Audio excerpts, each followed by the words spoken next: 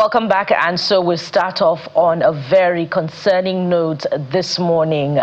Events shaping national security demands attention. And so let's bring in our guest this morning to help us look at some of these issues that are emerging. Our first guest today is Dr. Yahuza Getso, intelligence and security expert, who joins us virtually this morning. Good morning, Dr. Getso. Thank you for joining us on the program. Good morning, Bukola. Good morning, viewers. Thank you for having me. And we'll also have former U.S. officer and security expert as well, Captain Bish Johnson, who also joins us virtually. Good morning, and thank you for having me. Dr. Getso, let me begin with you. News emerging from over the weekend is suggesting, well, is explaining, relationship between a bandit leader and former defense minister. Of course, this comes on the heels of allegations by another individual who has now been sued to court by the Minister of State for Defense. That's on the one hand. The story is on the front page of the papers this morning. The bandit leader, Bello Turji, is speaking about his relationship with Minister Bello Matawalle. Of course, he says he denied collecting a certain sum. But we've also seen another, 1 minute 36 seconds video of bandits arrested in Kwara State, and some of them were saying that the weapons that they were using to operate were provided by the state government, and there have been concerns coming through that should be investigated. What is your understanding of these emerging developments as far as security is concerned? Well, I think what I perceive from this is the fact that it is beyond Bello Turji and the Minister of State for Defense, and it is beyond Musa Kamarawa and Minister of Defense, and it is also beyond Sheikh Murtala Asada, that is the Islamic cleric. This is about the national security, the question of national security, national integrity, and the issue of complicit and compromises in between lines. And I think there is need to make things very clear. Maybe those who are making the statement that Bello Turji has affirmed relationship with the minister, I think they doesn't really understand, or maybe they don't understand the language, what the language is speaking. Yes, he said if there is anybody he hates ever much more in life, is that of the minister Bello Matawalle. I don't think that he affirmed relationship with a minister, but rather he said yes, there was a dialogue initiated by the Musa Kamarawa, the person speaking on the other video, who is from Sokoto State, not really from Zamfara State, but who was later appointed as SA after conducting a dialogue, after leading or facilitating a link, a contact between the government of Bello Matawalle, then governor of Zamfara State, now the state minister for defense. And as a result of that, those few who facilitated were appointed as senior special assistants to the minister in order to facilitate the activities of the dialogue. And much later, animal food that is called Dusa was facilitated to have purchased by Musa Kamarawa and distributed. And Bello Turji, in a video he released, the new video that come up on Saturday, the 13th day of December 2025, have clarified that animal food, Dusa, was not given to him free, 100,000. So the question is, where are our intelligence? Who compromises the background investigation and background findings? Who facilitate? Who are the complicits? Lots more of complicits have been found in the governments during Bello Matawalle, during Aminu Bello Tambuwal, during the time of Aminu Bello Masari, during the time of Abdulaziz Yari, during the time of Malam Dauda Lawal Dere, the present governor of Zamfara State, during the time of Governor Adidu Kwarada, and the rest, and so on and so forth. And a lot of allegations have been raised. But the question is, what is really happening with our intelligence? What is really happening with the investigations? What is really happening with the judiciary? What is really happening within the cycle of there are complicits, there are compromises, there are state saboteurs, and there are compromises also in the side of the judiciary. Because probably we have had so many apprehensions that has been made. But up till now, we have not gotten any feedback from either the judiciary or the investigation or the intelligence or those who have been apprehended or those who have been alleged. So it is quite difficult and it is quite complex. When we look at the issue in Kwara State, I'm not surprised. I'm not surprised to hear this from the bandits, from those who were arrested. But first of all, we are still waiting to hear from the defense and all other security intelligence to provide the information to us to affirm that this video is a really investigation conducted by the military, because we saw the uniform of the military by the side, but we cannot affirm it because many things like this happened. But I'm not surprised and I'm not disputing that members of Kwara State government or some unscrupulous elements within the Kwara State government, I may not affirm that Kwara State government is directly involved, but I can accept, I can agree, and it can easily, there are so many testable evidences that people within the system facilitated and participated. And you cannot tell me that this activity of the banditry, of the kidnappers and all other criminal activities that has been taking place over time, there is no hand, there are no complicit inside, there are no insiders, there are no compromises, there are no state saboteurs, and there are no negligence. But why do we really have, the question is, do we really have a responsible government? If we have a responsible government, could have been able to fish out who are these guys and why are they responsible? All right, Dr. Awesu, who just finished speaking, made mention very clear that Bello Turji is the most wanted. I don't believe that Bello Turji is wanted because Bello Turji is not in any hideout.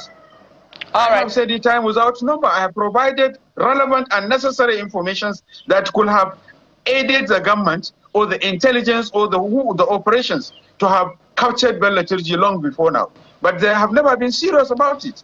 If they are really serious, Bello Turji can be apprehended within 24 hours. Dr. Getso, the Zamfara state governor has spoken many times about the resolve of his administration to arrest Bello Turji. Are you saying that despite the intelligence that you have provided, the government has refused to act on your intelligence? Dr. Getso, very briefly, please. Yes. Well, as far as I'm concerned, I believe that those informations provided by me and provided by the governor, the sitting governor of Zamfara State, that is Malam Dauda Lawal Dere, and the rest of us who are pursuing the interest in fighting this insurgency based on patriotism and based on the belief that Nigeria is ours and Nigeria is our only environment, and based on the knowledge that we have and the contacts and network, I believe if the authorities concerned are really serious, apprehending or arresting Bello Turji is not a big deal. They know where Bello Turji is.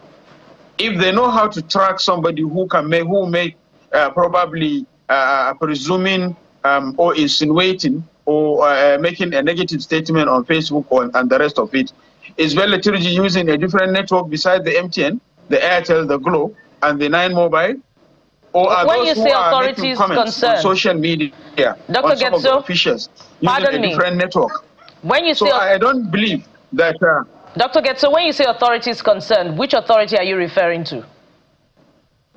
I'm referring to the intelligence. I'm referring to the police. I'm referring to the military. I'm referring to the DSS. I'm referring to the civil defense. I'm referring to all the joint. All right. And I'm also referring to the government. All right. Government as a center, that is the government who is responsible. Yes. All right, Dr. Getso, let's take it to Captain Johnson now. Captain Johnson, what are your thoughts on both revelations coming through from Zamfara and Kwara State? Sorry, come again, Bukura? Captain Johnson, this is for Captain Johnson now. Let's go to Captain Johnson. Same question for you. What are your thoughts or concerns about the revelations coming through from bandit leader Bello Turji about the former Zamfara State governor, and of course the revelations from Kwara State?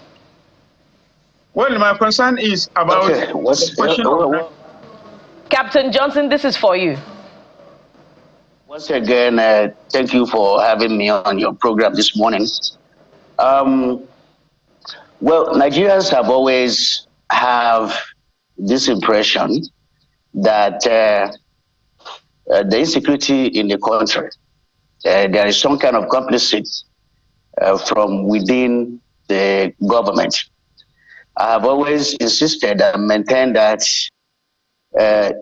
most of the insecurity are syndicated operations that involve so many components and so many people and so many elements, all of them who are working together for the same purposes, which is commercial reasons. Banditry, kidnapping has become a commercialized enterprise where people are making a lot of, fortunes over the misfortunes of others. Some of it are fueled by the, unregulated and the illicit mining of our mineral resources in the far north, and also fueled by the vulnerabilities in our borders around that sector between Niger and Chad and the northern Cameroon. So you have influx of all these people, some of the sponsors who may not necessarily be Nigerians. I also believe that there are some foreign sponsors of this banditry that we see in the country, where they kidnap people, abduct people just to divert our attention to the abduction, while they are busy illicitly mining our mineral resources in connivance with highly placed individuals in Nigeria, some of whom may be in the government, and some may have been retired top-level government officials. So what I'm trying to say is, any information or any allegation about some kind of connivance or complicity from anyone in Nigeria should be a matter of serious concern and should be thoroughly investigated.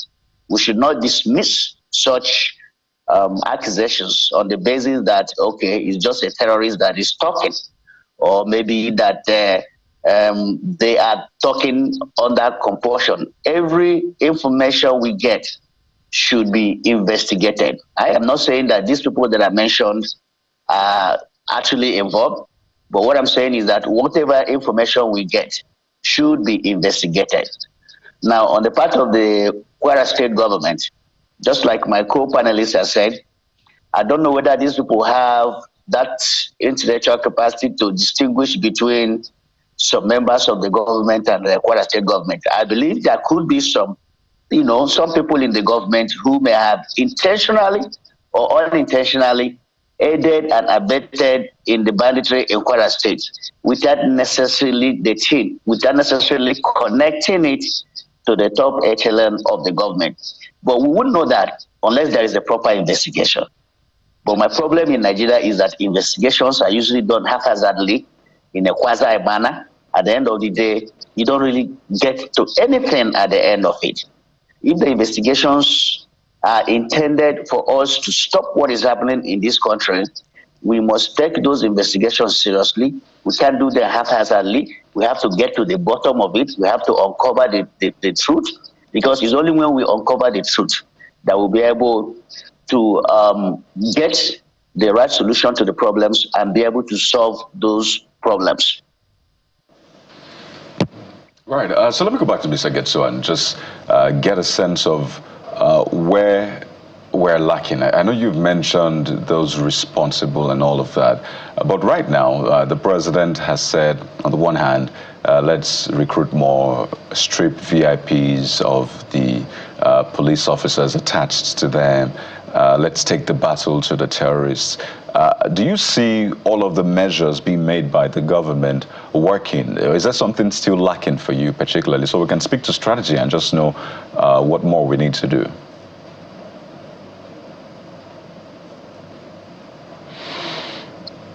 Is this a question for me? No, that's for Mr. Getso.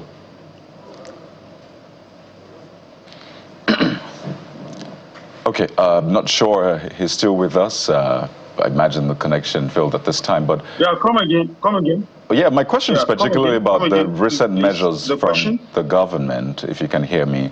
The recent directions and directives from President Tinubu regarding police officers, NSCDCs, forest guards, and all of that. Do you see all of these new measures and sort of vigor working, or is there anything missing for you? I want us to speak to the strategy now and sort of have a broad view of what we're doing and what more we need to do. Well, first of all, I want to commend Mr. President, President Bola Ahmed Tinubu, for taking a bold action on increasing the number of personnel in all agencies, and then directly involved in all, working with the DSS, or instructing the DSS to work with the forest guard in order to, even though the forest guard, the issue is not about number.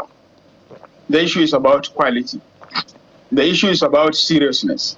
The issue is about commitment. Government have been given directions.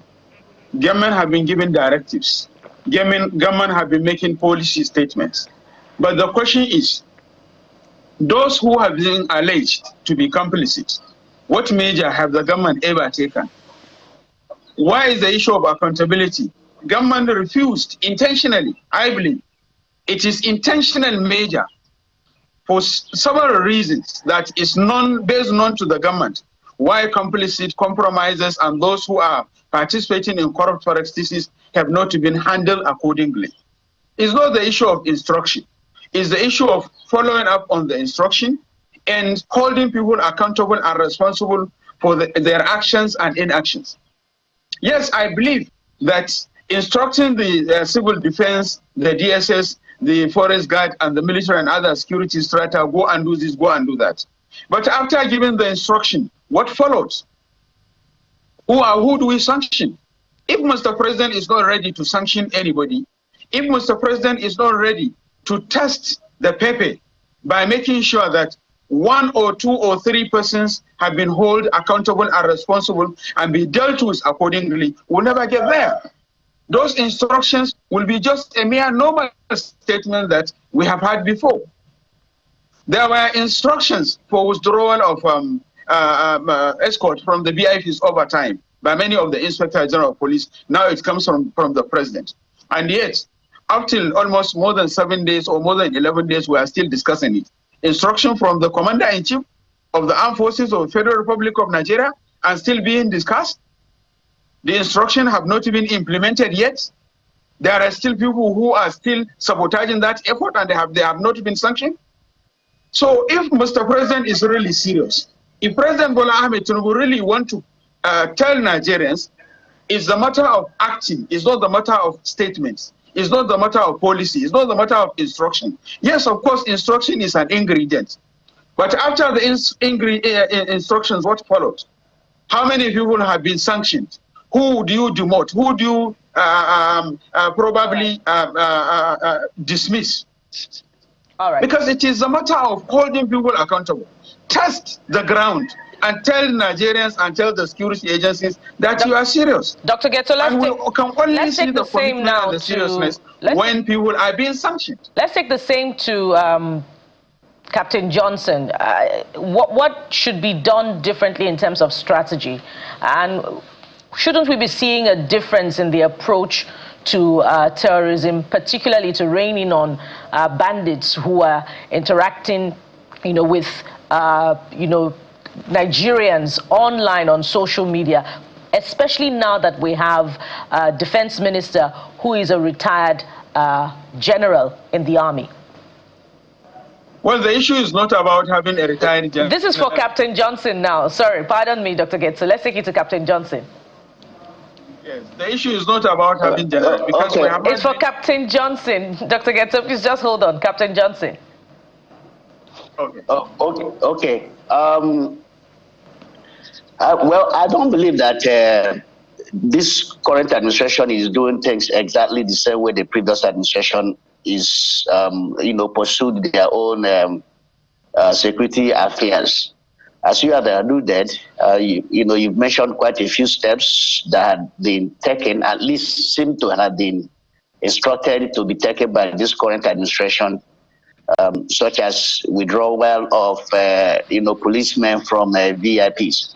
Even though I am not satisfied with its implementation, and I have to also agree with my co-panelists, more often than not in this country, we've had presidents give instructions to those serving them, and those instructions don't get implemented. I think I find it very, very amusing that the Inspector General of Police will tell Nigerians that there are only roughly about 11,000 police officers that are following VIPs. I think that number is grossly understated. So our problem has not always been about instructions. Various presidents have given directives, but our problem has always been implementation. And that's where we are getting it, we're falling short, is implementation. I think if the president will follow up with his directives to ensure that those who are serving him and serving this country are not somehow subverting those directives, we will get to where we need to be. But if directives are given and those serving are subverting it, using their technical expertise where they serve to avert, following up the instructions that have been given to them, then the instruction is just merely, in principle, not in practice. That is number one. Now, number two, yes, it's not about the numbers. It's also about the quality, but I agree that I can tell you that both numbers and the quality are necessary. We can achieve both. We can achieve both quantity and quality. There are some other countries that have much more larger security forces than Nigeria, and yet those security forces have both quantity and quality. The truth of the matter is that Nigeria is too vast, both in terms of landmass and in terms of population, for the number of security agencies that we have in this country. So the directive by Mr. President to increase the number of policemen, though that number, even with that increment, is still not enough, but it is better to start somewhere. The directive to increase the Nigerian police force, increase the army, is a good one, because definitely we do need more boots on the ground. And that would be a fine place to anchor the conversation. Pardon me, Captain Johnson, we must end the conversation now. Thank you so much, gentlemen, for bringing your expertise to this particular subject matter. And we hope that it shapes, developments in terms of policy responses in the coming days. Dr. Yahuza Getso is a security and intelligence and investigation expert, and Captain Bish Johnson is a U.S. Army retired and, of course, military and defense strategist. Gentlemen, thank you for coming on the program. Thank you for having me. Thank you for having me.